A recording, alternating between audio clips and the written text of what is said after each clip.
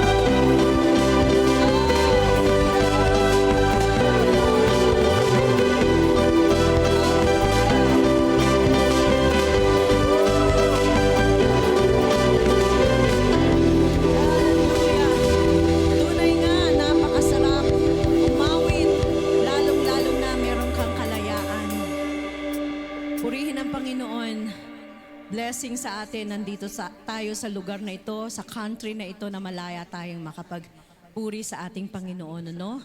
Sa ibang lugar, nagtatago sila. Di sila makapag ganitong gathering. Pero tayo, malaya. Meron tayong freedom. Amen? Woo! Come on! Let's give glory to our God. Hallelujah! Woo!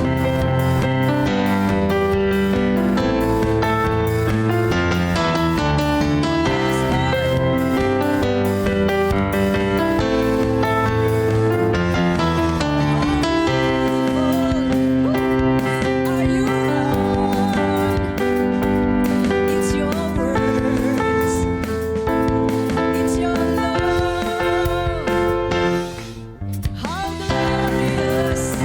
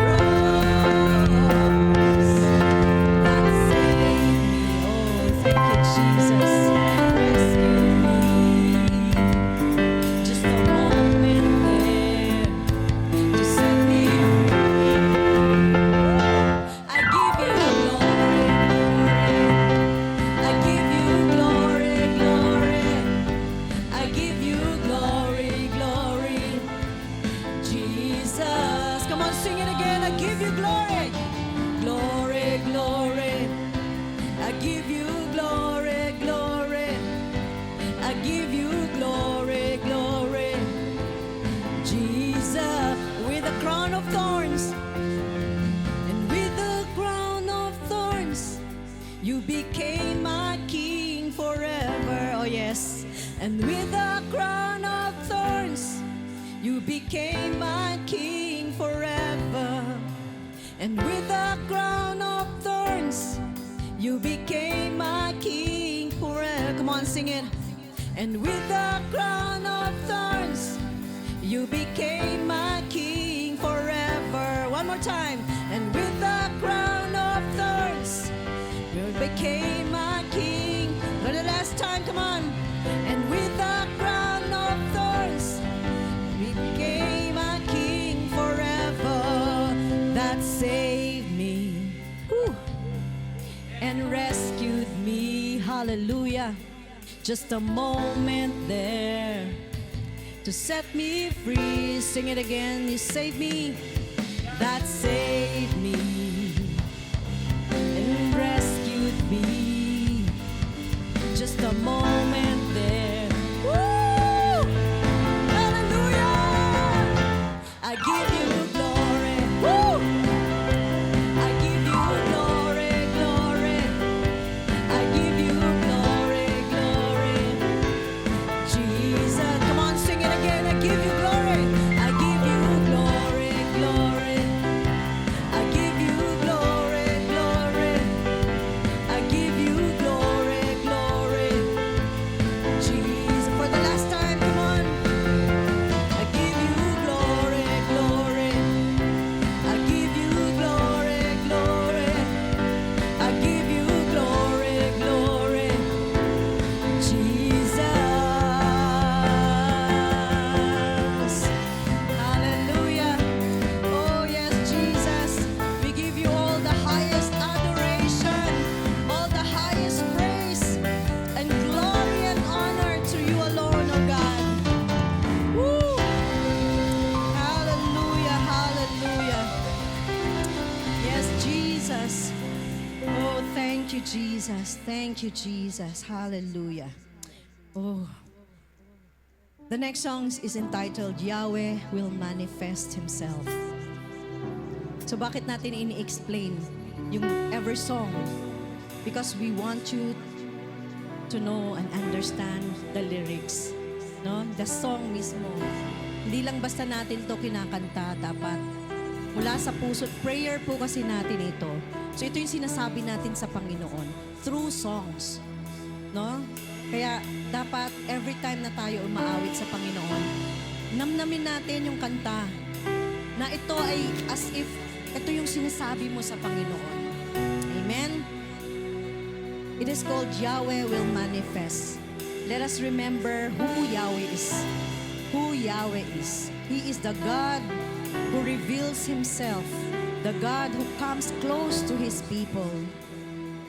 And all throughout the scriptures, whenever His children called on Him, Yahweh showed His power, His presence, and His glory. Because He is the same yesterday, today, and forever. Amen? Naniniwala ba kayo that Yahweh will manifest in this place today? Amen. The presence of God is here right now in our midst. Hallelujah. So this song is a song of declaration of faith. That is in our worship, in our prayers, in our lives. Yahweh will manifest Himself. Hallelujah. Hallelujah. Oh, let us come to the Lord. Open your hearts. Open your mind.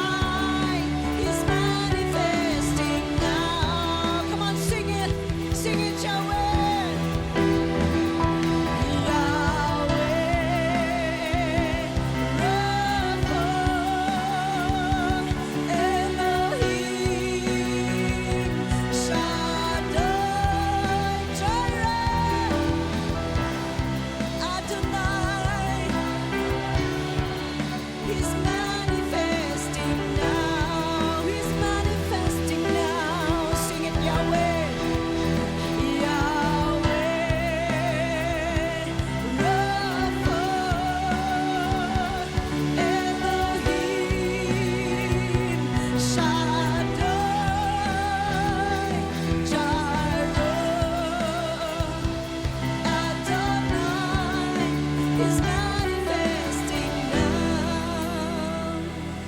He's manifesting now. If you believe that the Spirit of God is manifesting in this place, come and lift up your hands and be ready, because the Holy Spirit is about to come in, just like in the day of Pentecost. I declare it right now. I declare it right now that Jesus will fulfill His promise, that the Holy Spirit would begin to manifest Himself. So whatever you are praying for, whatever you are calling God for, I believe it right now, just like in the upper room, that the Spirit of God will descend. The Spirit of God will come like fire and like wind. So right now, church, let us lift our voices, open our hearts, and expect Him to move in this place. Come, let us declare together. When we worship, He will come and manifest.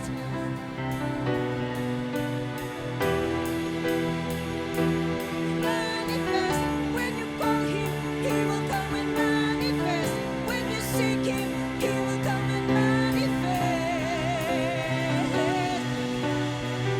When you worship, He will come and manifest.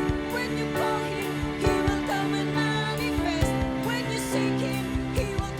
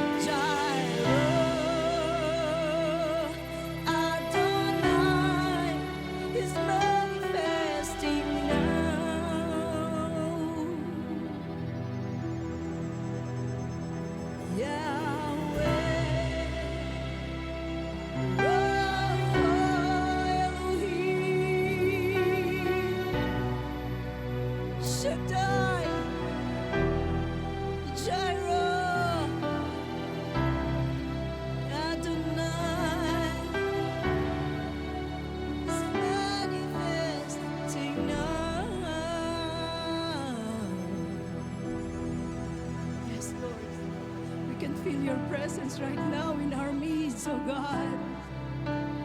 Oh, we call upon the name of Jesus. Lift up your worship. Lift up your worship. Come on, church, lift up your worship and call upon the name of Jesus. Yeshua, Yeshua. Oh, you are majestic and mighty, O Lord. You are holy and incomparable, beautiful beyond description. You are my beloved, radiant and ruddy, outstanding among the thousands. Hallelujah. Oh, my beloved. My beloved is the most beautiful among thousands and thousands. My beloved is the most beautiful. Yes, you are, Lord. And sing it again. My beloved is the most beautiful among thousands and thousands.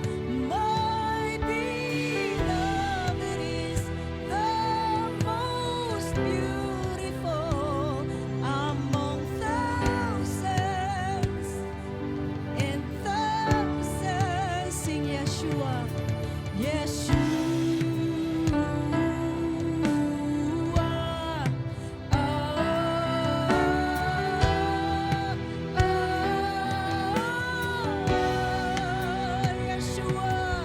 Yeshua,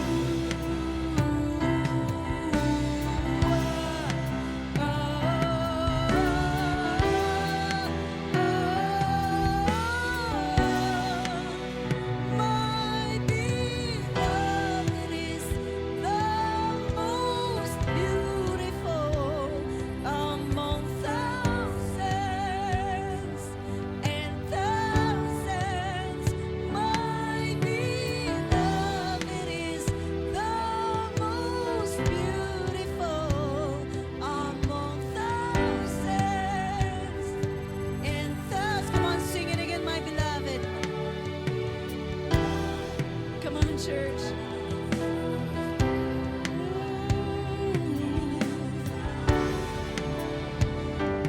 And thousands, my beloved is the most beautiful among thousands and thousands. Yeshua, Yeshua, come on, call on the name of Jesus.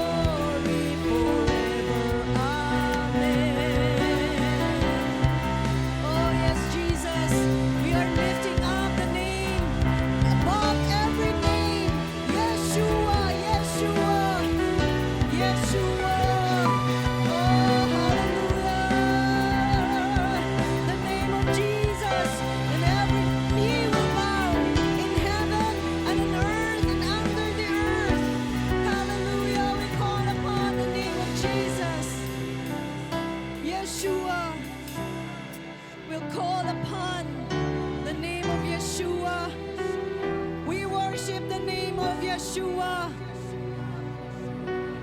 Hallelujah. Hallelujah. Can we sing it again? Yeshua.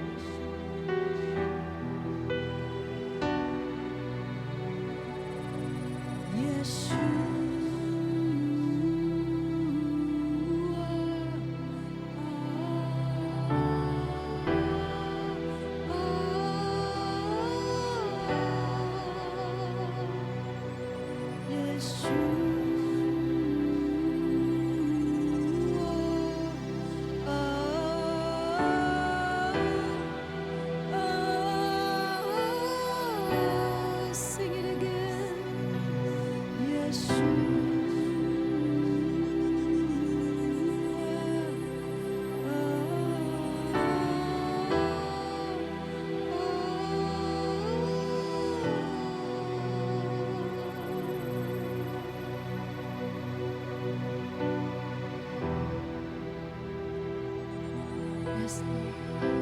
Come on, let's worship the Lord.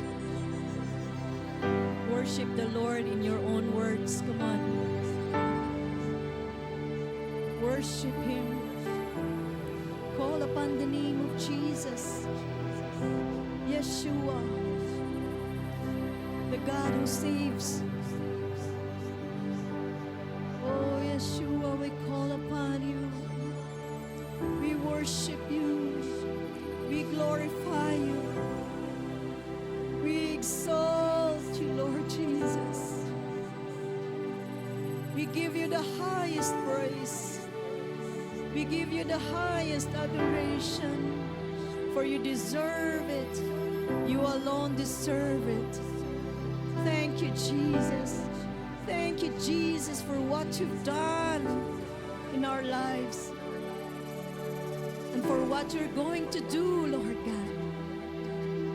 And right now, Lord, thank you, Lord, for your presence. For we believe right now, oh God, we believe right now that your presence is here in our midst. You're moving in our hearts, oh God. Because in your presence only, Lord, that we can have peace. In your presence only, Lord, that we can have joy. We can have healing, oh Lord. We can have deliverance, Lord, in your presence, Lord. Oh, napakasarap sa presensya mo, Panginoon. Let us enjoy the presence of the Lord right now. Let's just enjoy the presence. Hallelujah. Hallelujah. Jesus.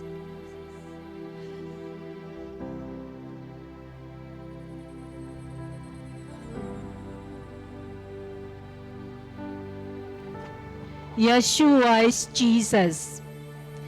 Yeshua is the native name of Jesus in Hebrew. That means Savior, tagapagligtas. And because we have worshipped Him today, He is ready to manifest Himself to us. Hallelujah. Jesus is Yahweh, the great I am. Whatever is your need today, if you need healing, He's saying, I am your Jehovah Rapha. I am Yeshua Rapha. I am your healer. Kaya kung meron pong may mga sakit sa ating kalagitnaan, I would like to invite you to come to this front, dito po sa harap, so that we can pray that Jesus will manifest as your divine healer. Anyone, sino man ang may mga sakit sa atin at karamdaman, kung may mga pangangailangan po kayo, if you have need, anumang pangangailangan yan, whether in the financial or in the spiritual or in relationships, He is your Jehovah. Siya po ang Jehovah Elohim or provider. He is the Yahweh Jireh. I am your provider. Hallelujah. At kung tayo po we need more than what we can imagine. Minsan po, we are faced with impossible things. Mga kapatid, nais ni Jesus ipahayag that He is the Shaddai God, the Almighty God. Hallelujah! Hallelujah!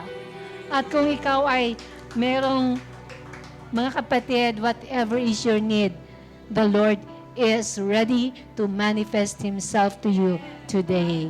So come. Malaki pong space in front. Please come and receive the manifestation, the power of the Lord. Hallelujah. Yes. Even we would like to invite ang ating visitors. The Lord is impressing in my heart to come and invite you, Beverly, June, JC, and Jacob. The Lord wants to bless you. Hallelujah. At lahat po na nais makatanggap ng kapahayagan ng Panginoon. Yes, hallelujah. Hallelujah, yes. Kung ikaw po ay may kahinaan sa katawan, no, at times we are weakened by age. Sometimes tayo po ay pinangihina ng mga sitwasyon sa buhay. Remember that Jesus is the Elohim God, the Creator God, and He is able to recreate you. He is able to recreate me and make me strong and healthy again. Amen. Lahat po, those who are experiencing some weakness in your physical body, come forward because nais ng Panginoon na palakasin ka. Yes, there's still space here. The Lord is making space for us. So just come today. Hallelujah. Hallelujah. Yes, Lord. Salamat, Panginoon. Because today, oh God, as you have said, that when we worship you, you will manifest yourself. Ipapahayag mo at kakatagpuin mo ang aming mga pangangailangan. Di man namin masabi isa-isa, but Lord, even before we are coming to your presence, alam mo na kung paano kami kakatagpuin, Panginoon. Thank you for manifesting yourself. When we are sick and afflicted, pinapahayag mo that you are the Yahweh Rapha, the God, our healer. Hallelujah. Thank you for sending your word to heal us. Pagalingin mo ang aming mga kahinaan, ang aming mga sakit at karamdaman at sa oras na to. In the name of Jesus, we are rebuking and we are casting out the spirit of sickness and diseases sa aming mga katawan, sa aming mga kapatid, sa pangalan ni Jesus. Sa pangalan ng Panginoong Jesus, who is our Yeshua. Yeshua. Hallelujah. At kapag kami may mga kahirapan sa buhay, kung may mga kakulangan, Lord, salamat because you are manifesting yourself. You will manifest yourself as the Yahweh, Jireh, the God, the greatest provider. Salamat po, Panginoon. Lord, at times we feel like you can only provide us through our salaries or wages. Sometimes, Lord, we could not believe that you can open doors and windows of heaven to bless us. Lord, you are able to grant us favors beyond our understanding, oh God. Lord, you can do it to glorify your name. So sa mga kapatid namin, Panginoon, na nangangailangan ng divine intervention sa kanilang mga ina-applyan na trabaho, sa mga pangangailangan sa buhay, sa pamilya. Lord, we pray that, Lord, give us an expectant heart that this week, Lord, this week, you will pour out your blessings upon your people, upon our families, O God. Lord, salamat that you are still the Yahweh Jireh, the God who provides for your people, O God. Mula sa kayamanan,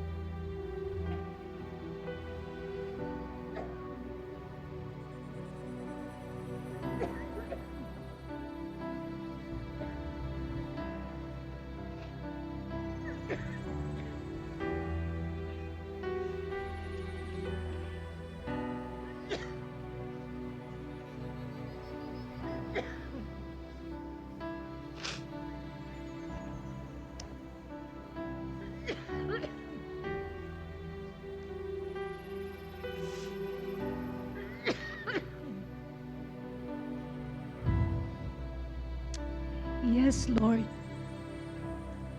Salamat, Panginoon.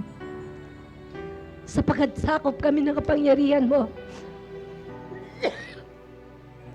You are our Adonai God.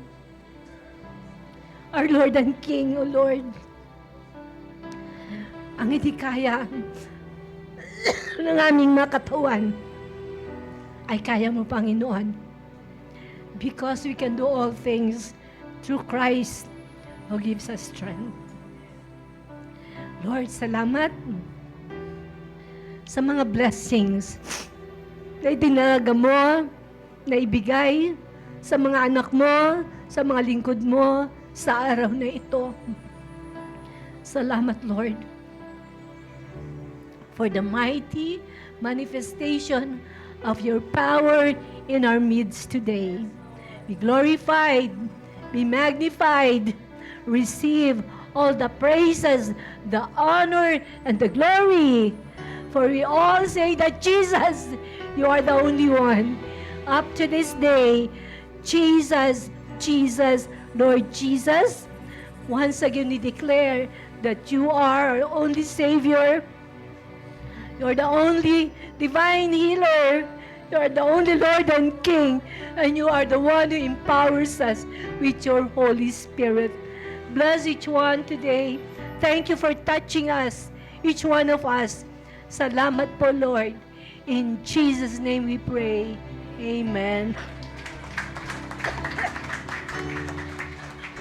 God bless. God bless.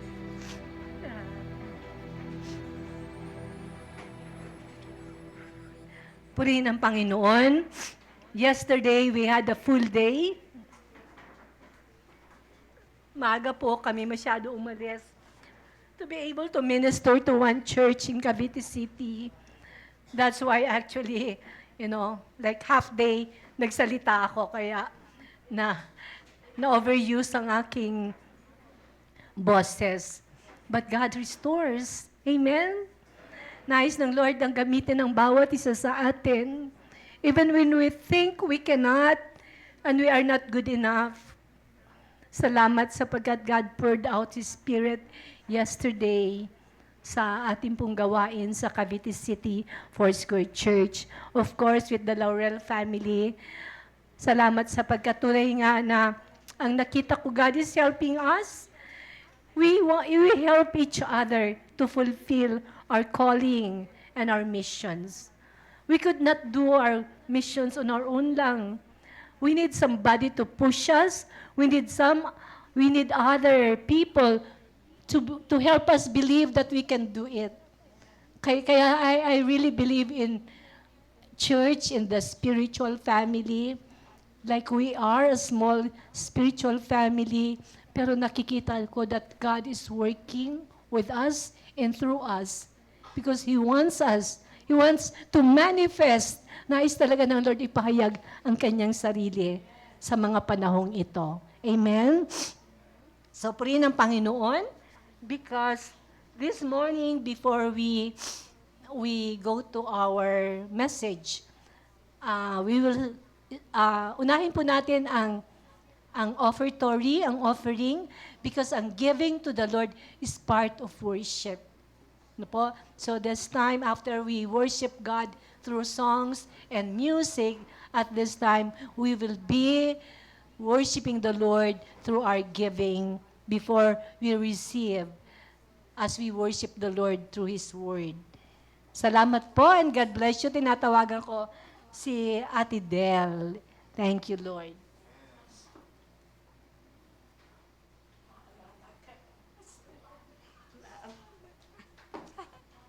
Praise God. At nasa ngayon, questions and answers tayo. Ha? Marami akong questions sa inyo. Ano na yung key of prosperity? Ha? Key of giving. Ang master key naman. Master key. Ano natin? Yung Amen. Praise God. Nakalimutan nyo.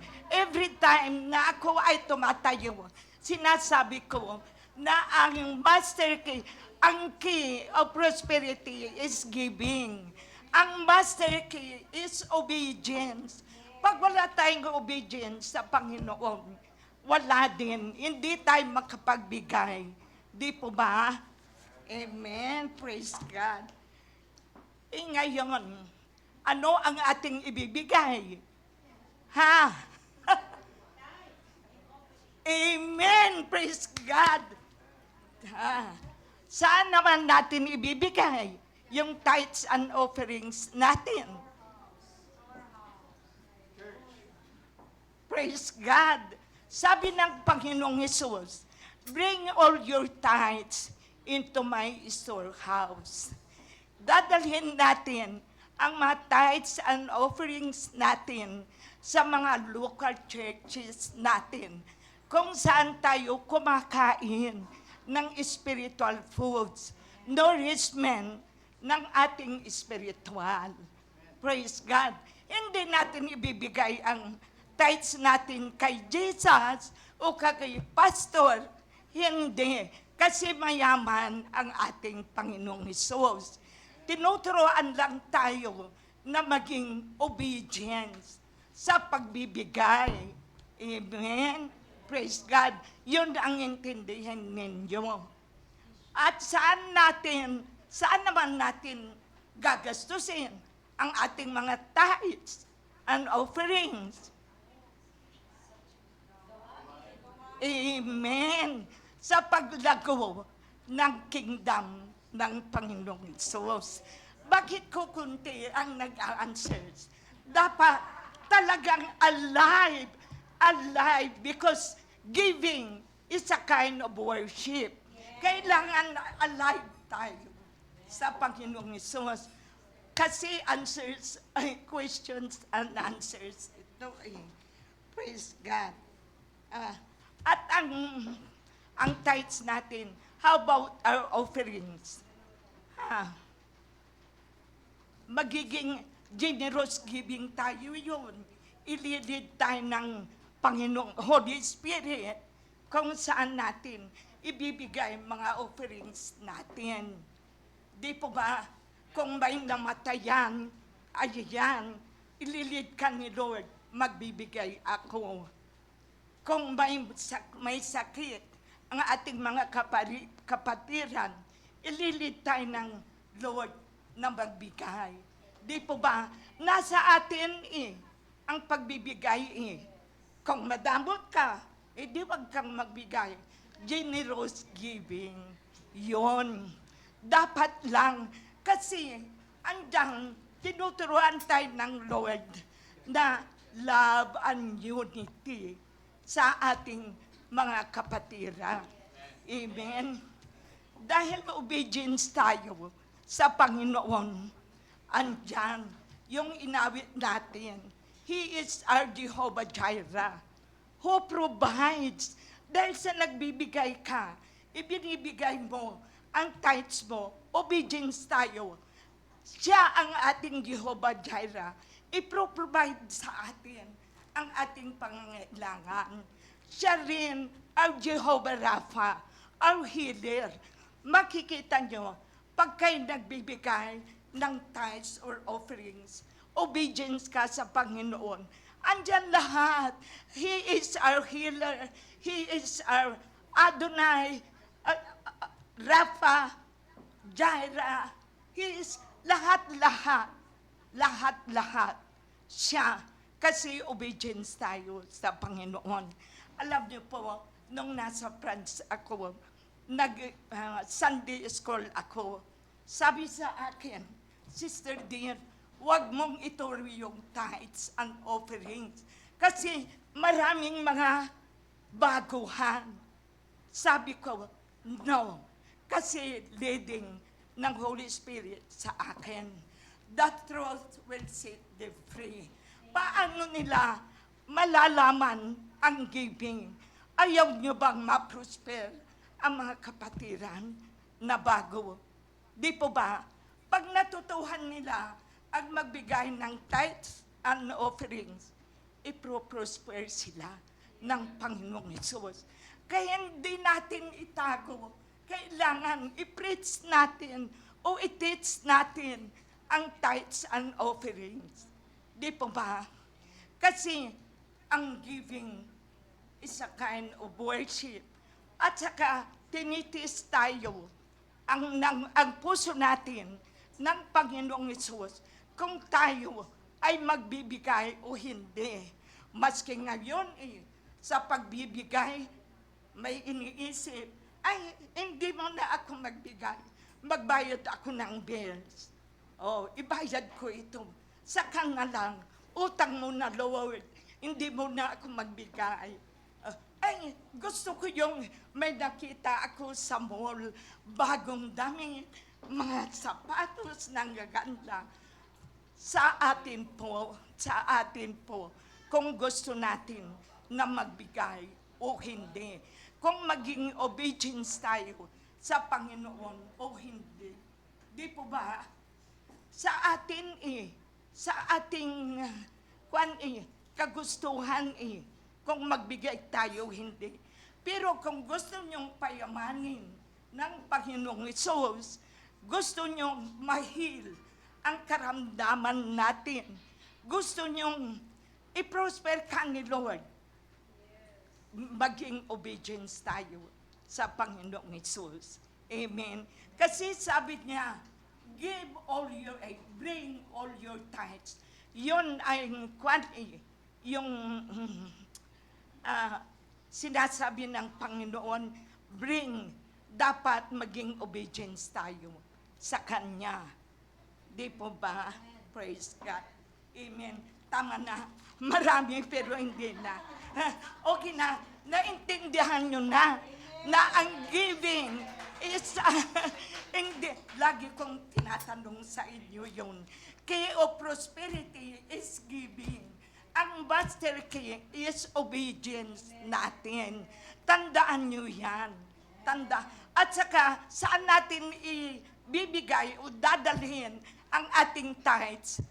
Sa local churches natin na kung saan tayo kumakain ng spiritual foods for our nourishment sa ating spiritual. Hindi sa Panginoong Hesus, dahil mayaman, He's the King of Kings. Hindi kay pastora, hindi sa akin, o hindi sa kung sino mga kwan.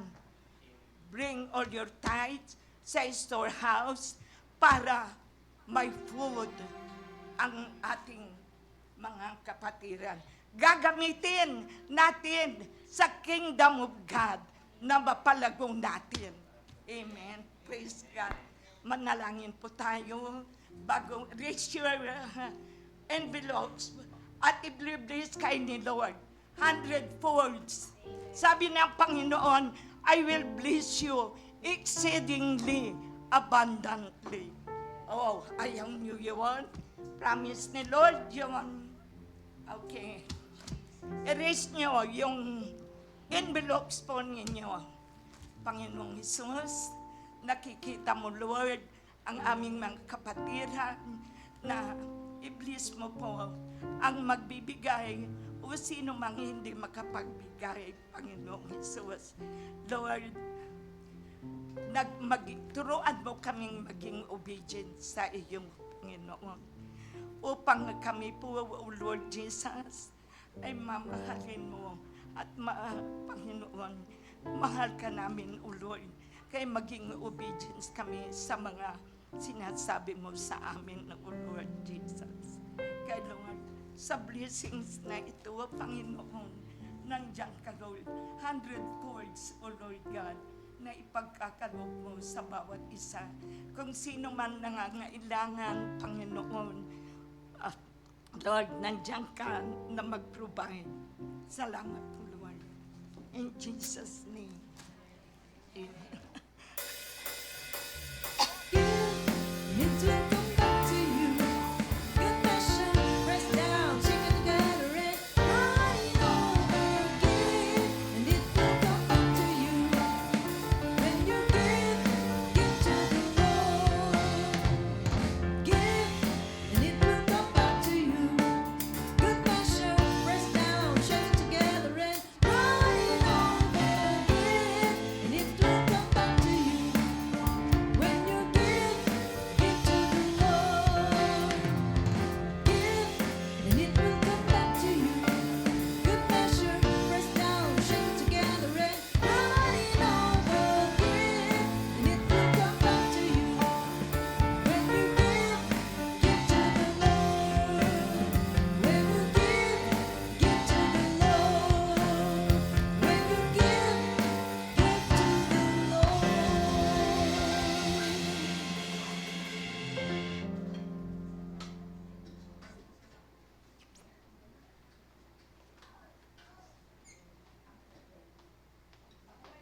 Parang tapos na ang service. Ano po? Ako'y mag-a-announce na lang ng announcement. Okay. Totoo po na nakaka-bless yung ating praise and worship. Nakaka-bless po yung ating worship. Ano ang sabi doon? When you seek Him with all your heart, He will manifest. He will manifest. Then, sabi ko nga po na yung revelation sa akin ni Lord, bakit I am ang isa sa pangalan ng Panginoon? Alam niyo na po yan, sa mga hindi pa nakakarinig. I am kasi kung ano ang kailangan mo, ako yon. Ano ang kailangan nyo? Kagalingan, ako yon. Ano ang kailangan mo, kapatid? Financial, ako ang Jehovah Jireh. Kung ano ang iyong kailangan, ako yon. Nalulungkot ka, kailangan mo ng katuwaan, ako yon. No? Hindi na, wala na po tayong mahahanap sa mundo na hindi kayang tugunan ni Jesus. Ngayon po, ito pong month na ito, tinalakay natin ang iba't ibang forma at iba't ibang layunin at yung ibang pakahulugan sa iba't ibang aspeto ng kapayapaan. Last week, through Brother Gilbert, tinalakay niya yung kapayapaan sa pamilya. Naalala niyo po ba yon? Ayun po ay napakaganda na isang topic para sa ating lahat. Dahil ang bawat isa po sa atin dito, hindi po tayong tinatawag na putok sa buho dahil we are coming from a family. Whether ang family natin ay maayos o iba-iba ang dynamics ng ating family, ang bawat pamilya ay nangangailangan ng kapayapaan. Then sinabi rin ni Brother Gilbert na magiging matagumpay ang isang bansa, ang isang mundo, kung ang kapayapaan ay dapat magsimula sa pamilya.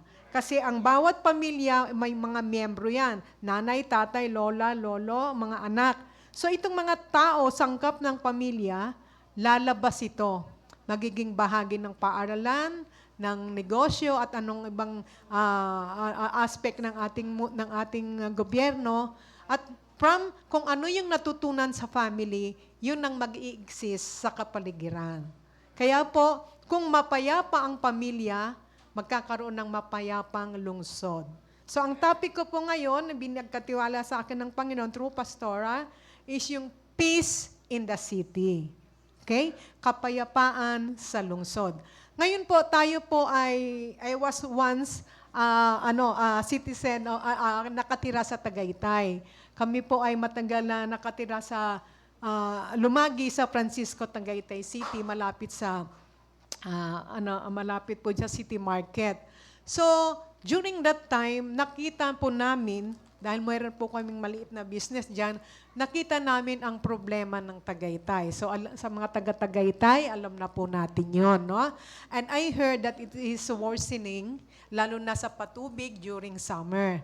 So, naririnig ko noon, kahit I for one, pag kumukuha po ako ng business permit sa Tagaytay, ako po ay nawiwindang dahil sa sistema. Ang sinasabi ko, nagbabayad naman ako ng maayos ng tax, bakit ganito? Ang pinaka-problema ko po, pag nagbabayad ako ng business permit noon, nagbabayad, kasama po sa binabayaran ko yung garbage collection. Meron po akong eskwelahan sa Francisco. Ang problema ko, bayad ako sa garbage collection, pero hindi kinukuha ng regular ang aking basura. So, inuuwi po namin ito doon sa lalaan. Binabaon po namin sa ilalim ng lupa. Then, ito po ay isa sa maraming concern ng bawat siyudad. Okay? So, nakikita niyo po dito yung coexistence. Ito, ang larawang po ito ay, this is a monument of peace in Jensen City. For them to achieve peace in the city, there must be a peaceful coexistence among the people of different religions. Alam po natin ang Jensen, ito po marami po ditong mga kapatid tayong Muslim, di ba po?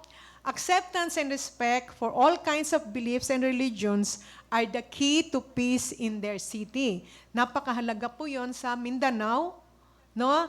Para ma-maintain nila ang kapayapaan. Ano ibig sabihin ng coexistence? Ito ay pakikipamuhay, pakikipagkapwa sa mga taong mula sa iba't ibang lahi, relihiyon, at kultura.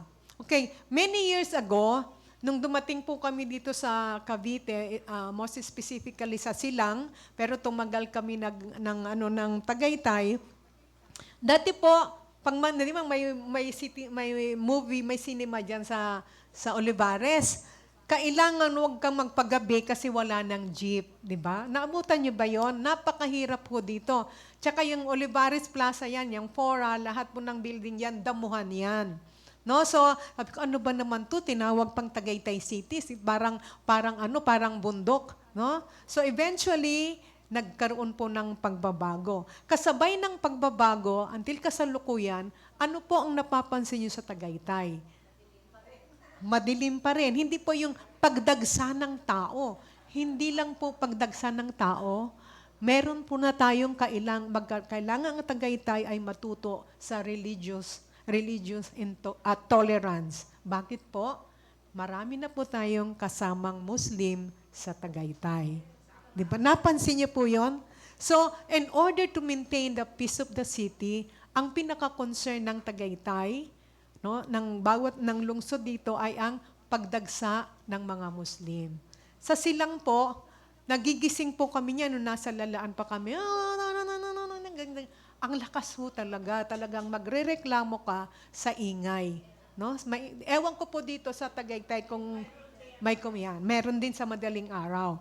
So, ang ating topic, sa kabila ng mga pangyayari sa ating lungsod, maaaralin po natin kung paano tayo makikipamuhay, makikikoexist, makikipagkapwa sa pagbabagong nagaganap sa bawat paligid natin. Okay? Next, ano po? Ito naman po, no? Dapat po ang ating pamahalaan ay magkaroon ng isang programa. Ito nga po yung coexistence. The role of basic education is to promote peaceful and coexistence and religious tolerance. Higit sa lahat, una ang pamilya, maituro sa mga bata, maituro sa bawat miyembro ng pamilya. Kailangan po tayo intentional na, mga anak, mayroon talagang pagbabago bawat taon sa ating paligid. Pero bilang isang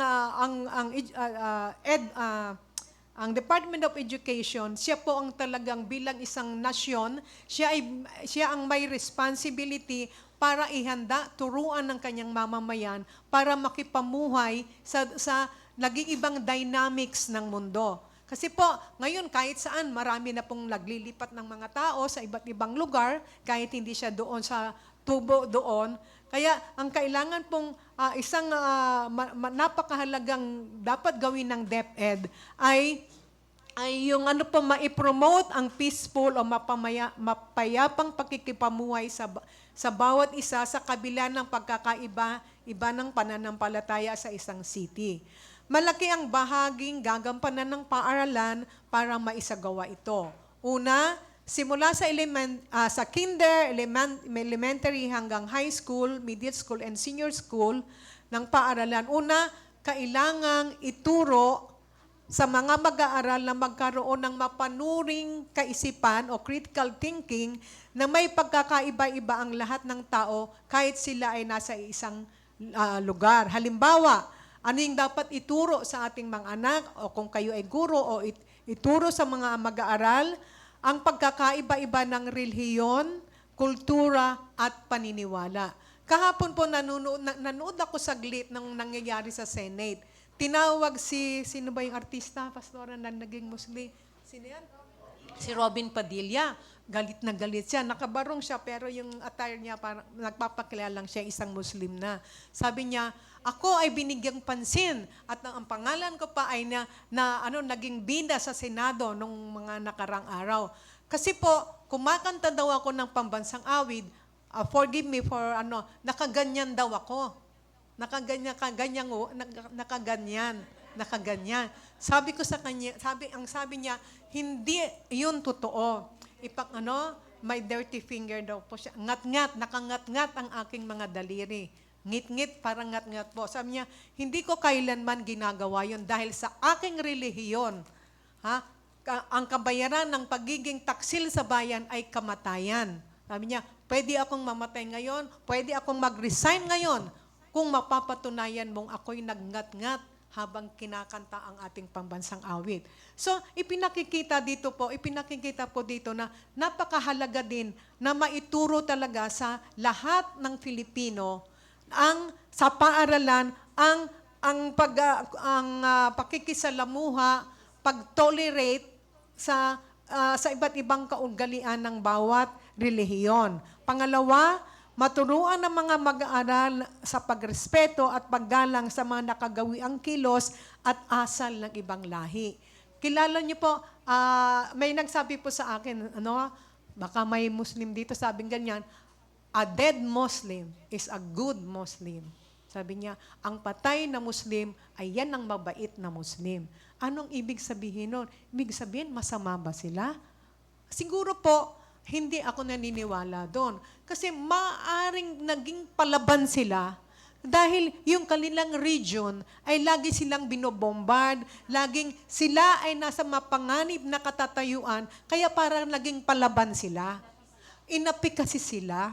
Inapi sila. Kaya siyempre, ang taong laging nako-corner, palaban yan. Kahit ang ipis o ang pusa o ang tipaklong, nakikita ko sa garden ko, pag ginaganon ko, gumaganon siya. Kahit sino po ang nasisikil, nako-corner, lumalaban sila. Kailangan ng bagay na ito ay maituro natin sa ating mga mag-aaral na kaya sila ganon, laging may hugot ang mga pangyayari. Kailangan po nating maituro ito. Pangatlo, okay? Ma-expose ang mga mag-aaral sa pagkakaiba ng kultura sa pamamagitan ng pagsali, pagdalo sa mga pagdiriwang ng mga ito.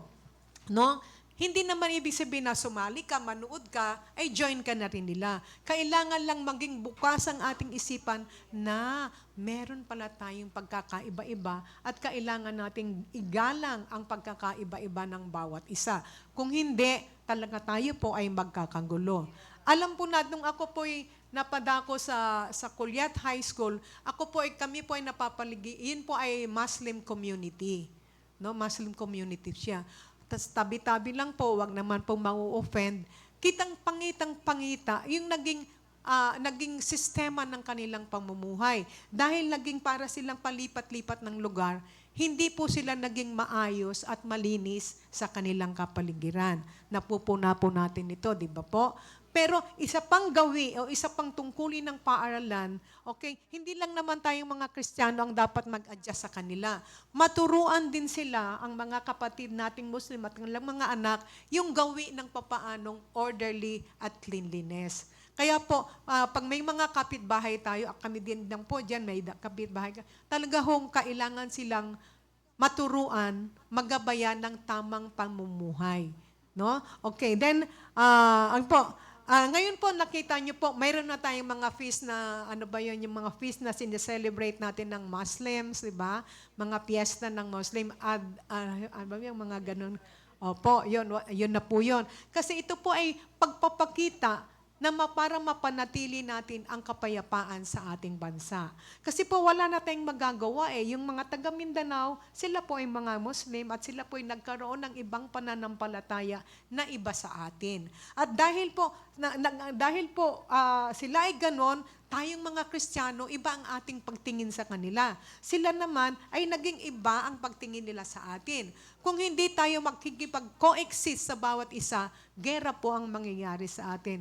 Wala ng kapayapaan. Ang ating pong pinag-aaralan natin ngayon ay papaano natin mapapanatili ang kapayapaan habang tayo nakikipanirahan na kasama sila sa ating lungsod o saang lungsod man tayo dinala ng Panginoon. Okay.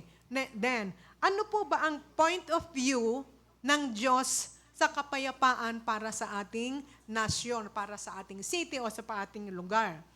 Sabi po sa Jeremiah 29:7, sabi dito, ang utos ng Diyos, ang point of view ng Diyos, ang kanyang pananaw, ang sabi ng Diyos kay Jeremiah, ngunit pagyamanin ninyo ang lungsod na pinagdalhan ko sa inyo. Idalangin ninyo siya kay Yahweh sapagkat kayo rin ang makikinabang kung sila'y umunlad. Ang background po ito, sinulat po ito ni Propeta Jeremias para sa mga Hudyo na na-exile sa Babylonia noong 6 BC. Nang matalo at masakop ng mga Babylonians ang Jerusalem, dinala nila ang libo-libong bihag o yung prisoners of war o ng mga Hudyo pabalik sa Babylonia. Doon po, siyempre po, kayo ay prisoners of war. Ano pong kalagayan noon? Siyempre, napakahirap po yun, no? From halimbawa, siguro galing kayong Africa, dinala kayo sa ibang lugar, at kayo po ay kailangang makiayon sa sistema ng pamumuhay sa lugar na yon. So, mahirap po, mag-a-adjust kayo. No, mag-a-adjust po tayong maigi. Pero ang bilin ng Diyos doon, ang sabi ng Diyos doon, gustuhin nyo pa rin na maging mabuting mamamayan doon. Ang maging masiglang supporter ng lungsod, sumunod sa mga batas nito at ipanalangin ang bansang bumihag sa inyo. No? Sila ay naipatapon sa lugar na ito dahil sa kanilang mga kasalanan at katigasan ng ulo at pagsuway sa Diyos. Ngunit sa kabila ng kaparusahang ito, ang Diyos pa rin ay kumalinga sa mga Hudyo. Di ba po? Imagine na prisoners of war ka, nandudun ka sa hindi ka familiar na lugar, napakahirap po. No? At saka second-class citizen ka. No, tayo po, pag napunta tayo sa States, ang tawag sa atin, second-class citizen. No? Kaya yung aking anak noon, nahirapan siya sa pag-a-adjust. Sa traffic, sa lahat, until now, nag-a-adjust siya. Sabi niya, parang gusto ko nang bumalik sa Pilipinas, at least first-class citizen ako doon. O sabi ko, halika na, bumalik ka na dito. Okay, so nakita natin na maraming paghihirap na dinaanan ng mga Hudyo sa Babylonia. Kasi, pagan nation yun no? Walang nakakakilala kay Yahweh doon sa Diyos ng mga Israelita. Pero ang sabi ng Diyos, in spite of that, gusto ko ipanalangin nyo ang pinagtapunang lugar sa inyo. Kayo naman ang may kasalanan. Kung kayo hindi matigas ang ulo, hindi mangyayari yan sa inyo. No, ang sabi po, meron pong Bible verse na nagsasabi na kahit dinidisiplina ng Diyos ang kanyang mga anak, ito pa rin ay kanyang kinakalinga. Nakasulat po yan sa Hosea 6:1 and Job 5:18. Okay? Okay. Let us feel how God is feeling for His beloved Jew nung na-excel ito sa Babylon. Okay? Ano po ang instruction? Meron pong pinag-utos ang Diyos sa mga Hudyo nung sila ay nasa sa pagan world, sa pagan city. Sabi nito, seek the welfare or peace and prosperity of the city they were taken to, and to pray to the Lord for it, because their own welfare was linked to the city's well-being. Okay, kahit na naiinis kayo, kahit na lulungkot kayo, kahit na mimiss nyo ang inyong lugar, wag pa rin kayong magalit sa kanila. Ipanalangin nyo pa rin ang siyudad na pinagtapunan sa inyo, pinagdalhan sa inyo. Bakit? Sabi nga, dahil ang sabi doon, kung sila ay uunlad din kayo. Kung mapayapa ang bayang iyan, magiging mapayapa at maunlad din kayo. Ano ang ipinag-uutos ng Diyos sa mga nabihag? No? Sabi, God's instruction to His people, seek the welfare, maintain the peace, so you will prosper in the city. Dahil kung mapayapa at masagana ang kanilang kinalalagyan, sila din ang makikinabang dito. Ganun din po para sa ating lahat. If sumusunod po tayo sa lahat ng ordinances ng Tagaytay, ng Silang, o saan man kayo naroroon, magiging mapayapa at masagana din tayong lahat. Naniniwala po pa kayo doon? Marami pong ordinances. Wag na tayong pumunta sa malaking mga pinasusunod nila eh. Yung number 1 lang po, yung basura. Diba? Anong ordinance ngayon ng Tagaytay, ng Silang, yan po lang ang alam ko. No? Yung pagsisegregate ng basura. Ito po ay napaka-struggle po nating lahat. Sa amin po doon sa Metro Gate, dahil nga walang segregation, namamaho, hindi nahahakot lahat lagi-lagi. Talagang ipinatumpad ng Homeowners Association, hindi dadamputin ang basura mo pag may langgam. Hindi kukunin ang basura mo pag inuuod.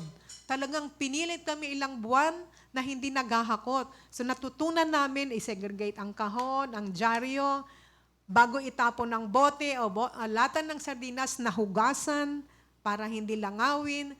Tapos, ibang araw ang pag-collect ng kitchen waste, ng ganun. So, natutunan po namin yan. Nung natutunan namin yan, doon sa aming lugar, talagang mainam at maganda. Masaya po ang lahat. So, sa mga mumunting bagay na ordinances ng kung saan tayo dinala ng Panginoon, sundin lang po natin. Lalo na po tayong mga Kristiyano. Alam niyo mga kapatid, to live as a Christian is a very impossible thing. Ang utos sa atin ng Panginoon, magpaka-Kristiyano kayo, imposible to sa atin eh. Kasi yung nature natin, kahit Christian tayo, hindi talaga tayo masunurin. Ako, inaamin ko to. Di ba? Kaya po, ang mamuhay bilang Kristiyano ay isang imposibleng bagay kung hindi tayong magpapasakop una sa Panginoon at sa ating namumuno.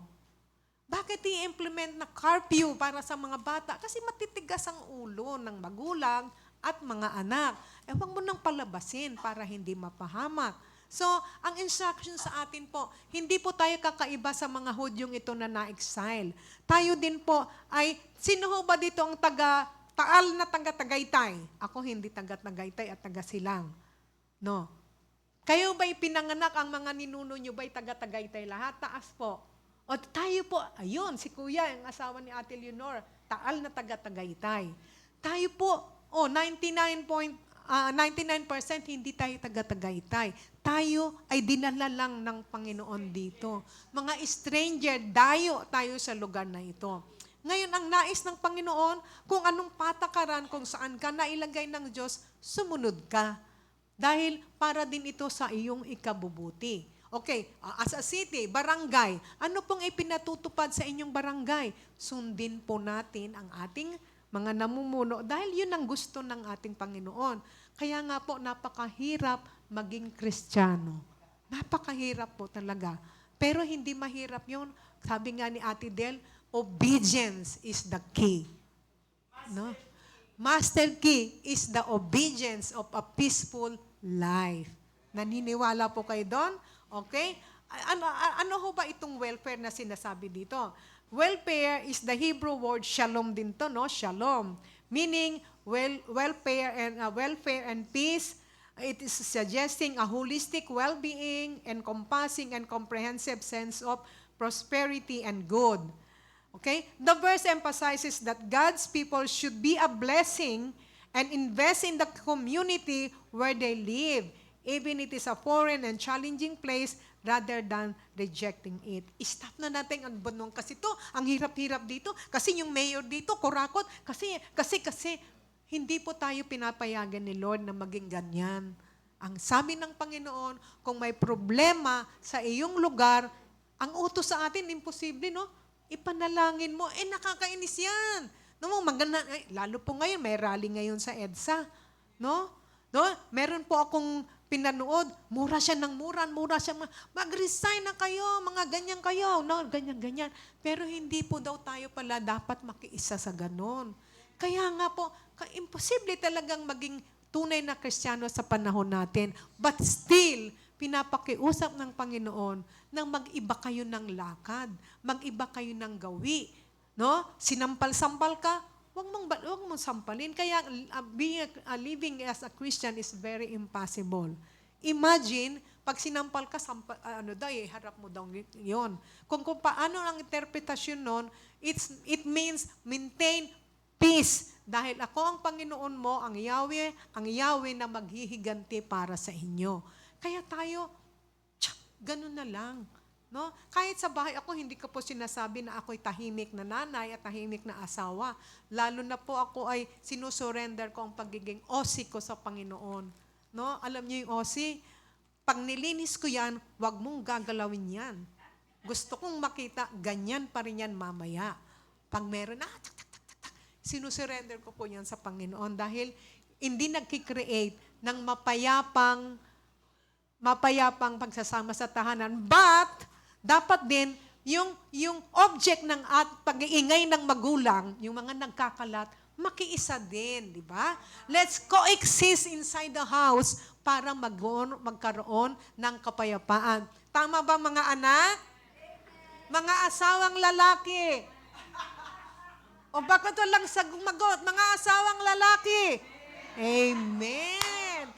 Yes, let's coexist para mapanatili natin ang kapayapaan. O mga bebe, pwede nang turuan ng mga bebe. Dito mo ilalagay, baby, ang dede. Natuturuan po ang bata. Natuturuan yan. Okay? Kasi lahat ng dako, kailangan tayong makipamuhay sa bawat isa. Kasi peace is very elusive. Napakailap para makuha ang kapayapaan. Hindi lang ako, kundi tayong lahat. Tayong lahat ang dapat makipamuhay. Mag-coexist tayo para maatim natin yung kapayapaan. Parang mahirap gawin, pero walang imposible sa Panginoon. Master key is, Ate Del? Obedience lang. Obedience. Pag sinabi ng nanay, anak, pwede bang pagkakain mo, hugasan mo agad? Yes, mami, hugasan mo agad. O pag ang ang nanay din, mami, wag ka na masyadong maingay. Okay, tatahimik na lang ako. Bahala na pang magulo yan. No? So, na lang po, para magkaroon ng masaya at mapayapang pamumuhay, mag-coexist tayo. Kasi, cooperation. Kasi yung gusto, alam ko, gusto ng maanak na maayos na bahay, di ba? Lalo na pag maraming assignment, napagod ka sa school, gusto mo pag uwi mo, mapayapa ang buhay. O, di ba? Makakapagpahinga ka. So, ang nanay naman, gusto ka rin bigyan ng mapayapang buhay, maayos na pamamahay, kasi po, para maging masaya.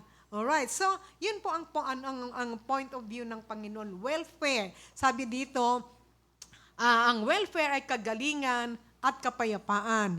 Ang ibig sabihin ito ay buo, ganap, malawak ang saklaw. Ang saklaw nito, scope sa English ay, ang scope ng peace ay spiritual, physical, financial, relational, political, at lahat ng ay pwedeng kailangang sakop ng kapayapaan. Okay. No, anong sabi no one is missing. Ano yun, Pastora? Nobody's missing and nothing is broken. Yun, nothing is missing. binibigyan diin nito ang bawat mananampalataya ay dapat isang pagpapala at daluyan ng pagpapala sa komunidad na kanilang tinitirhan. Dito man sa Pinas o saan mang dako, sila nilagay ng Diyos o kung saan mang uri ng kapaligiran sila nakatira. Tayo po dapat ay blessed. Di ba pinagpala tayo ng Panginoon? Amen ba? We are blessed to bless. Tayo ay pinagpala upang magpala din sa iba. Opo, yan po ang Kristiyano. Dapat bilang isang Christian, nakikita ng mga tao sa ating kapaligiran ang uri ng ating pagiging Christian. Tayo ba ay masinop? Tayo ba ay malinis sa ating kapaligiran? Mabuti ba tayo sa ating kapitbahay?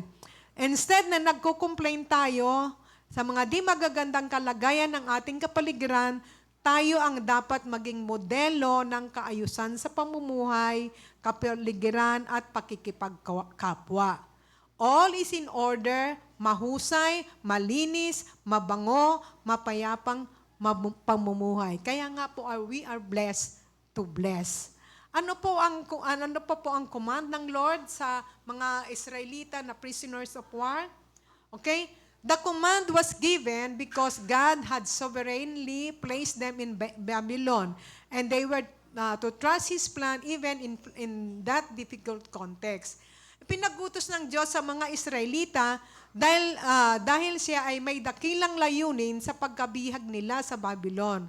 Kailangan nilang magtiwala sa Diyos sa kabila ng lahat na kahirapan na nararanasan nila. Naisip ko ito. Bakit pinayagan ng Diyos na sila ay mapunta sa Babylonia? No, and they stayed there for 70 years. Okay, ang Babylonia po, ito po ay paganong bansa. Alam niyo pagano? Wala silang Diyos. At ang mga prisoners of war na Hudyo doon, ito na yung mga Hudyong kilala na lang ang Diyos, nakilala, nasaksihan, naranasan nila ang Diyos na si Yahweh. Maaaring kaya sila dinala doon sa ganung kaparaanan upang maipakilala ang Diyos nila sa Babylonia. No? Alam niyo po, ang Diyos, sabi nga yung sa Romans 8:28, all things work together for good. No? Yes, for good. Yes, no? For those who call God and which are called according to His purpose. Ang layunin ng Diyos, ang malalim na layunin ng Diyos, doon ay makilala ng mga taga-Babylonia na ang mga taong ito, kahit pinayagan ng Diyos na sila may madala sa Babylonia, lalabas at lalabas pa rin, makikita pa rin somehow sa mga buhay ng mga taong ito na sila ay kakaiba dahil sila ang lahi ni Abraham, sila ay may Diyos. Naniniwala po ako, ang nais ng Diyos dito, bakit sila napunta doon, ay para maipakilala sa mga pagano na ang Diyos na buhay ng mga Israelita ay ang Diyos na kailangan din nila. So in any circumstances, mga kapatid, na nangyayari sa atin na pinangyayari ng Diyos sa ating buhay, ang layunin pa rin ng Diyos doon ay para sa shalom ng ating buhay. Kailangan lang po magkaroon tayo ng tamang perspektibo, pananaw, bakit pinangyayari ng Diyos ang bagay na ito. Bakit? Bakit? May purpose po lahat. Minsan, yung purpose ni Lord, ang sakit, ang hapdi. Pero may purpose ang Diyos, kapatid, sa hapdi na nararamdaman mo ngayon. May purpose ang Panginoon sa sakit, sa kalungkutan na nararamdaman mo ngayon. No? Just sabi nga, tinuturuan ng Panginoon, no, ang mga prisoners of war na Hudyo na ito, na huwag kayong palaganti, huwag kayong magrebelde. Sumunod lang kayo at ipanalangin nyo ang lugar na kinalalagyan nyo dahil may purpose ako para sa inyo. May purpose din ako para sa kanila. Remember na ang mga unbelievers ay ginawa din ng Diyos yan. Mahal din sila ng Diyos. Namatay si Jesus para din sa kanila. Ngayon po, Huwag po tayong mareklamo sa sitwasyon na kinalalagyan sa atin ng Panginoon.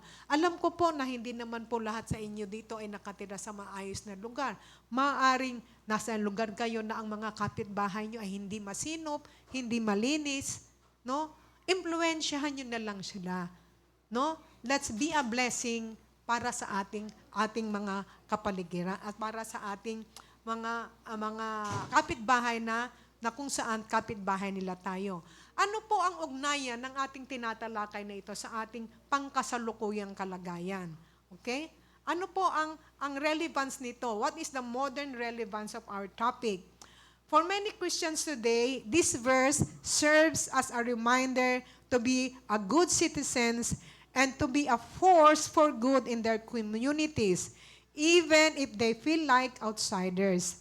It teaches the importance of praying for leaders and fellow citizens regardless of circumstances. Again po, Christianity is living the impossible. We need to have a counterflow lifestyle. No? Kung ganito ang uso, maging critical thinker ka, dapat ba sumunod din ako sa usong yon? Kasi tayo po, counterflow po ang mga Kristiyano no? Hindi, sabi ng Panginoon sa atin, huwag na kayong makiayon sa takbo ng mundong ito. No? Kasi kung makikiayon tayo sa uso, papaano natin maipapakita ang tama na hindi yan ang tama, ganito ang tama. Tayo pong mga Kristiyano ay tinawag ng Diyos na mamuhay sa imposibleng bagay. Imposible ito kung walang master key, obedience in the Word. Okay? Sa napapanahon ngayon para sa lahat ng Kristiyano na mamuhay tayo bilang isang mabuting mamamayan, lalo na po sa panahon natin ngayon. Ipanalangin natin ang ating barangay captain muna, councilors, mayors, Congress, sa Senate, at ang ating presidente, regardless of any circumstances. Kasi po, ang Diyos, ang higit na makapangyarihan sa lahat, kaya niyang humipo. Diba sabi may verse sa Bible, binabasag niya even ang pusong bato. Kayang basagin ng Panginoon yun. For the sake of His people. Para sa kabutihang panglahat, kayang basagin ng Diyos ang matitigas na puso. Imagine, mayaman pala ang Pilipinas. Imagine. Siguro po yung bilyones na nakuha, mapupuno ang itong ating worship center sa perang ng mga Pilipino. Pero nakakagalit. Pero pagdesisyonan natin, huwag nang magalit. Kasi wala pong maitutulong yan sa kapayapaan sa ating mundo. Okay? Dahil sabi po dito, ipanalangin natin ang lahat ng namumuno. Ngayon po, merong posisyon na sabi, tanggalin na yung mga youth leaders, tanggalin na din yan kasi may corruption din pa pala yan. No? Hanggang, kasi nag-ugat na siya eh. Sabi nga, syndicated corruption in our government. Sindikato na po siya. No? Ano-ano ang mga tungkulin na dapat nating gawin upang magkaroon ng patuloy na kapayapaan sa ating syudad? No? Ano po yung mga tungkulin natin? Okay, the Christian's role to have a peace in the city. Number 1, po. Every Christian is a full-time missionary. In 2 Timothy 4:2, sabi niya, preach the word, be prepared in season and out of season, correct, rebuke, and encourage, with great patience and careful instruction. Ipamalita natin ang mabuting balita. Dapat automatic natin itong ginagawa. Tayo ay dapat laging handa, conscious tayo sa identity natin bilang Christian sa lahat ng lugar kung nasaan man tayo. Biglaan man ang mga pangyayari. Handa tayong magtuwid, mag-rebuke, huwag mag-compromise sa wayin ng maling gawa kahit nakaibigan o nakakataas man sa iyo. Gawin natin ito ng gentle, may respeto at kahinahunan. Mag-encourage na gawin ang tama sa lahat ng sitwasyon. Mga magulang, maraming mga magulang ngayon na takot na magtuwid sa mga anak. Ako po bilang for 25 years naging principal po ako. Na-meet ko po ang iba't ibang magulang. Meron tinatawag na tiger parent, merong mga helicopter parents, merong submissive parent, merong fencing parents. Ang hindi ko po nakikita, sabi ko, Ma'am, bakit pinapayagan mong umuwi ng gabi at lasing anak mo, babae yan? Kasi ma'am, pag sinasaway ko, baka hindi na magalit na masyado sa akin, baka lumayas, o ganun. Sabi ko, natatakot po ako, baka mawalan ako ng anak. Okay. Lalo po ngayon, kasi baka ma-offend, baka ma-depress, baka ma-frustrate, baka magpakamatay. Mali. Ano ba ang sinasabi ng Biblia? Sabi, parents who spare the rod will spoil their child. Ang magulang na hindi kinakanti ang kanilang anak, ikaw may kasalanan. Bakit naging ganon ang anak mo? Ako, kilala po ako ng anak ko bilang tiger nanay po ako. Pero, alam niyo po, glory sa Panginoon. Nung may birthday po ako, ewan ko na sa mga naka-attend ng birthday ko, ako po ay na-touch doon sa sulat ng aking anak. Nagpapasalamat sila bilang tiger nanay daw ako. Kung hindi daw po ako naging ganon, hindi daw po sila magiging ganon ngayon. Kaya mga anak, pag pinaghihigpitan kayo, dahil mahal lang namin kayo.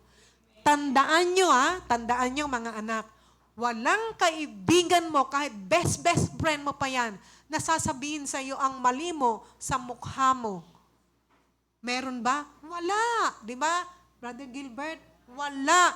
Ang magulang lang ang magsasabi ng totoo to the bones na nasasaktan ka kasi mahal ka namin. Kasi ang pag-ibig ay masakit. Ang pag-ibig ay nagtutuwid. Tingnan nyo ang gamot. Mapait. Mapait ng gamot. Di ba ayaw mong inumin? Pero kailangan mong inumin para gumaling ka. Tandaan nyo mga anak, ang magulang lang ang magsasabi ng mukhaan sa iyo ng totoo. Dahil hindi yan gagawin ng kaibigan mo. Lalo na kung ikaw yung kaibigan na very giving, na mahilig ka ng manglibre. Huwag kayong bumili ng kaibigan. Mas gusto ko ang kaibigang nagsasabi ng palpak ako, mali ako, yung kapintasan ko kaysa kaibigang, yes, ang galing, okay ka.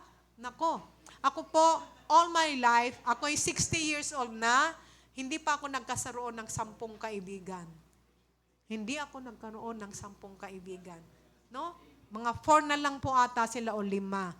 Okay? So, tandaan nyo yan. Kung sabihan kayo ng nanay nyo ng ganito, tanggapin nyo. Kung naiinis ka, tumahimik ka na lang. Tapos, salamat po. Thank you, parents, kasi hindi kayo masisira pag ang mga magulang niyo ang nagsasabi sa'yo. It promotes peace inside the house. Tanggapin nyo lang. Tanggapin nyo lang. So sabi nga, we are full of missionary po tayo, Paano tayo magiging missionary kung liku-liku din ang galaw natin? Paano natin gagawin yun? Okay, Then, ano pa yung pangalawang panawagan sa atin ng tungkulin natin bilang isang Kristiyano sa ating lungsod? Okay, sabi dito, okay, Matthew chapter 5, 13 to 14.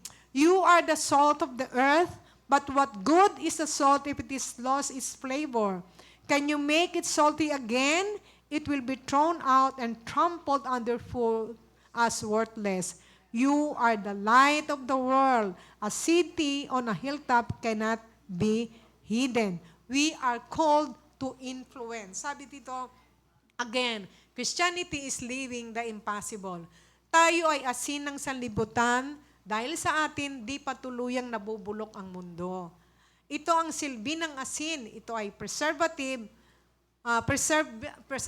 tayo ng kabulukan sa ating lipunan.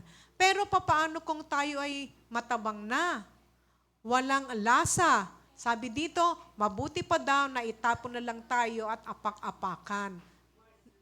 Wala na po. Wala ka ng kwentang Kristiyano kung hindi ikaw ay maalat. Dapat maalat ka. Pag ikaw ay nakikiskis sa taong may gawang mali, maaray sila. Kasi maalat ka di ba? Hindi mo pinapayagan, ay, alam mo, best friend, parang hindi ata tama itong gagawin natin. Ay, ikaw naman, ngayon lang naman, wala namang nakakakita. Kasi kailangan natin sa thesis to eh. Kailangan natin to. Oo, magsisi ka na lang. O, di ba? Magsisi ka na lang mamaya pag nag-pray ka. Okay? So, hindi po ganun eh. Hindi po ganun ang panawagan sa atin ng Panginoon eh. Tayo ay tinulad din sa isang ilawan. Natural na ang ilaw ay inilalagay natin sa patungan o mataas na lugar upang matanglawan ang kadiliman. Hindi maitatago o mapapadilim ang isang maliwanag na lugar. So tayo po ay ilaw. Sabi niyo sa katabi mo, ikaw ay asin at ilaw. Yan, opo, yan. Magpaalalahanan po tayo, no? Okay? We are called to influence others to do what is right and good. In Ephesians 2:10, ito gustong-gusto ko tong verse na ito. Pinapaalala ko lagi sa akin to. Sabi ng Ephesians 2:10, for we are God's handiwork. Tayo ay handiwork. Ginawa tayo ng Panginoon. Created in Christ Jesus to do good works, which God prepared in advance for us to do. To do God's purpose for us is to do good. Tayo pala ay nilikha ng Diyos para sa mabuting gawa. Ang washing machine, ginawa siya para maglaba. Ang aircon, ginawa siya para magpalamig. Ang kalan, ginawa siya para ikaw ay ginawa para gumawa ng mabuti. Sabihin niyo nga, ako ay ginawa para gumawa ng mabuti. Yan. Yan po ang design pala sa atin. Anita, ginawa ka ng Lord para gumawa ng mabuti. Gumawa ka para maging mabuti. Gumawa ng mabuti. God's purpose for every one of us is to do good. Next, ano pong susunod? Okay, in 2 Corinthians 5:20, sabi, we are Christ's ambassadors. God is making His appeal through us. We speak for Christ when we plead, come back to God. No? Sabi dito, ambassador, ito ay kinatawan ng bansa, tagapamagitan, tagapagtaguyod ng kaugnayan. Ang mga tunay na Kristiyano ay kinatawan ni Jesucristo upang maipakilala si Jesus sa mga tao. Ang Kristiyano ang namamagitan para sa isang makasalanan upang maipagkasundo siya sa Diyos. Tayo ay kinatawan ni Kristo upang maitaguyod ang orihinal na disenyo ng pagkakalikha ng Diyos sa mga tao at sa kanyang nilalang. Ano ang original design sa atin? To do good. So bilang ambassador, tayo'y gagamitin tayo ng Lord para maipagkasundo ang makasalanan sa Kanya. Tulad ng naranasan natin nung na-born again tayo. Bakit? Kasi merong nag-share sa iyo. No? May nag-share sa atin, kaya tayo ay napagkasundo sa Diyos. Tayo din po, as an ambassador, tayo ang dapat magpagamit para may pagkasundo natin ang mga masasama para maghanap nila yung tunay nilang design. Okay, naintindihan niyo po. Next. Ayan, susunod po. We should be chasing peace. Hinahanap dapat natin, hinahabol natin ang kapayapaan. In Psalms 34 verse 13-15, sabi, then keep your tongue from speaking evil and your lips from telling lies. Turn away from evil and do good. Search for peace and work to maintain it. Iwasan ninyo ang mga masasamang pananalita at even ang pagsisinungaling. Lumayo kayo sa masasama at gawin ninyo ang mabuti. Pagsikaman ninyong kamtin ang kapayapaan. Ang kapayapaan, pinagsisikapan pala natin to. Wino-work out natin to. Dahil mailap masyado siya. So intentionally, talagang hanapin natin ang kapayapaan. No? Ang unang susupilin natin yung sarili natin. Bugbugin mo yung sarili mo.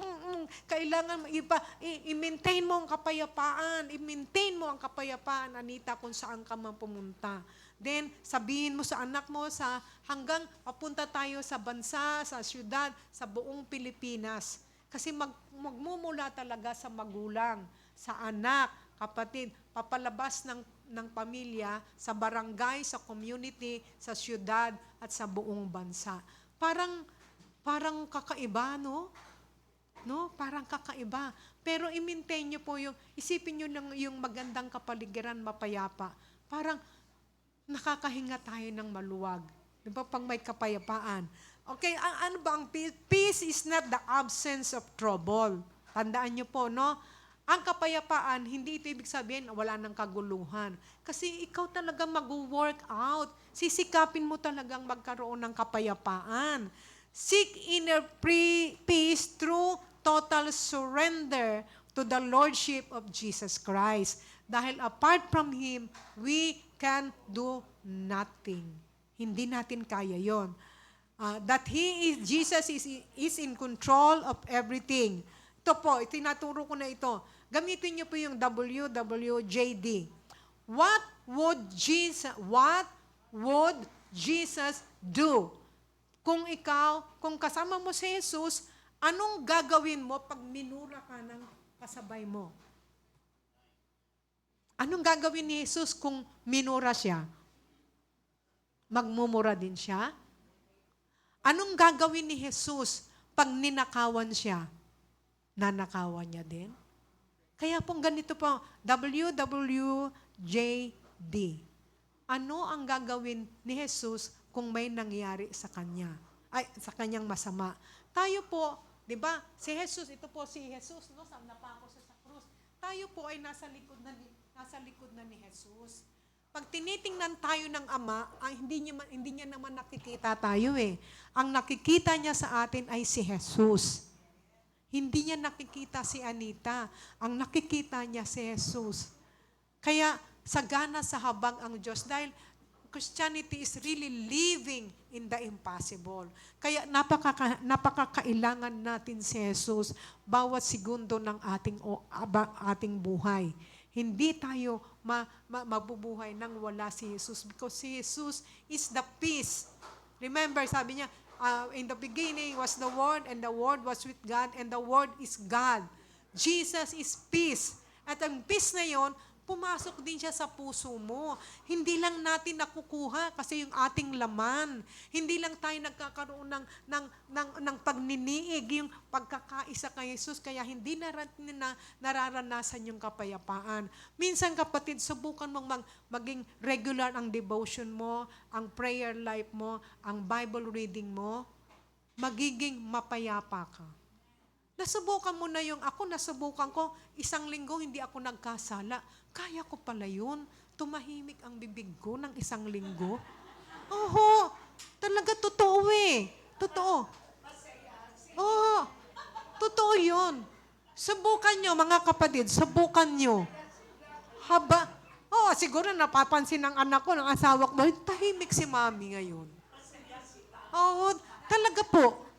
Pero pag ayan na, yung ating pandinig, nakikinig naman tayo ng ano ba, ang gulo-gulo, walang pena. Wala na, lumipad na ang kapayapaan. No? Ngayon po, sikapin natin magbasa, manalangin, mag-memorize ng salita ng Diyos. Mararanasan natin yung napakalalim na kapayapaan na naglalakad ako, nakangiti akong ganun, tapos tumitingin na lang sa akin, dumadaan, nabubuang na ito. I don't care. Kasi masaya ako. Masaya ako. No? Nasubukan nyo, no? Huwag nyo nang gaganunin ang buhok nyo habang nakangiti. Iba na yun. Basta po, nasubukan ko yung nakangiti. Dahil yung si Jesus nararamdaman mo, Jesus is peace. Tandaan nyo, pumasok si Jesus, di ba? Pinapasok natin. Siya yun. Meron tayong peace dyan. I-work out lang natin. Trabahuin natin yun. At mararanasan natin ang kapayapaan sa Panginoon. Let's all together chase peace.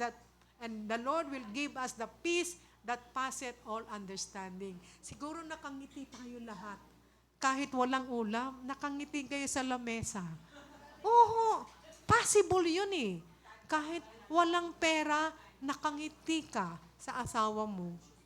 No, let's do that. Eden tawa ka ng tawa.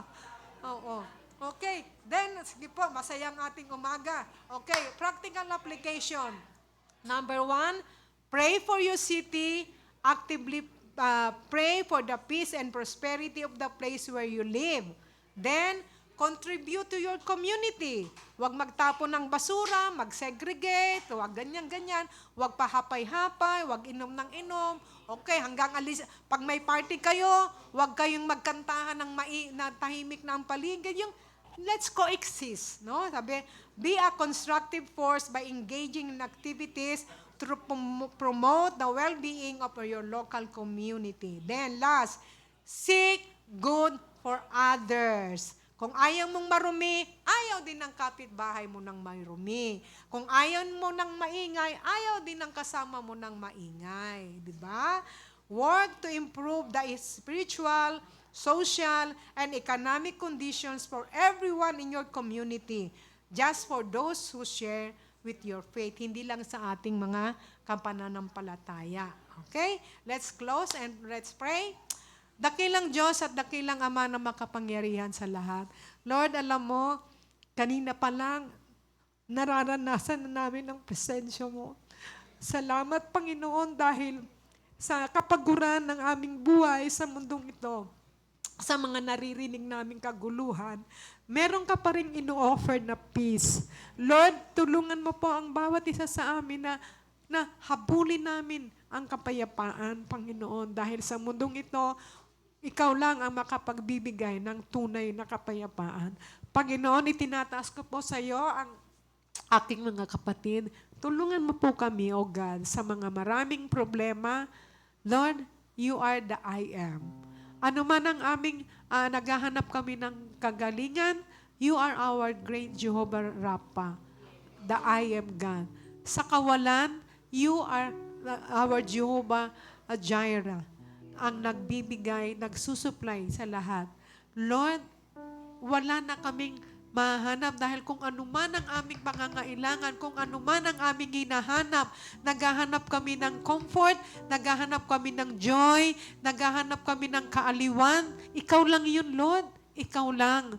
Lord, totoong mahirap maging isang Kristiyano.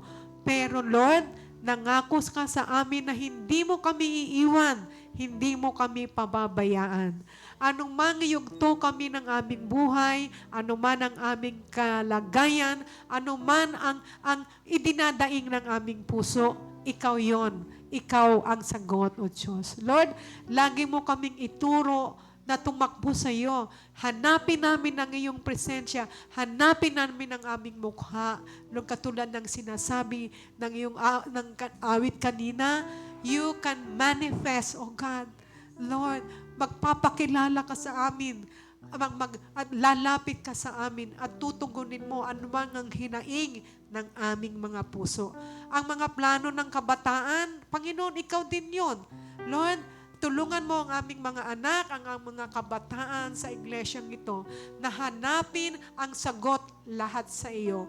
Dahil kaming mga magugulang, pumapalpak din kami, Panginoon, at kailangan ka rin namin maya-maya, araw-araw. Lord, tulungan mo po ang aming mga kabataan sa kanilang mga pangarap. Gabayan mo sila.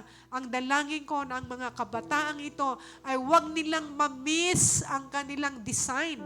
Huwag nilang ma-miss ang kanilang panawagan. Huwag nilang ma-miss sa Panginoon ang layunin mo, bakit sila isinilang sa mundong ito. Panginoon, basbasan mo po ang bawat isa sa amin. Salamat sa mga mensahe, salamat sa pagsama mo sa aming pananambahan ngayong araw na ito. Napakabuti mo, Ama. Ito pong aming panalangin sa pangalan ni Jesus.